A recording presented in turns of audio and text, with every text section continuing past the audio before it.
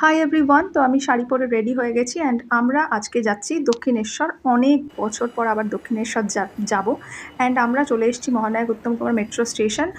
আমি এই প্রথমবার মেট্রো করে দক্ষিণেশ্বর যাচ্ছি। এর আগে আমি লাস্ট টাইমও যখন গেছিলাম আমি গাড়িতেই গেছিলাম। অ্যান্ড দেখো আমরা দেখতে দেখতে চলে এসেছি স্কাই ওয়াকে। আর কথায় আছে না, ভগবান না টানলে আসা যায় না। আমারও সেই অবস্থাই হয়েছে। আমি এই প্রথমবার স্কাই ওয়াকে এলাম। এত বছর হয়েছে স্কাই ওয়াকটা এখানে হয়েছে।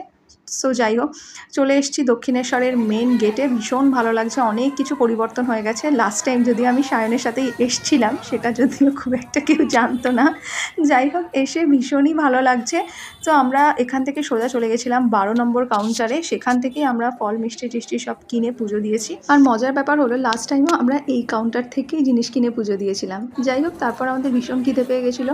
সকাল থেকে উপোস ছিলাম, তো খাওয়া দাওয়া সারলাম। তারপর কি করলাম সেটা কিন্তু আমি বলবো পরের ভিডিওতে।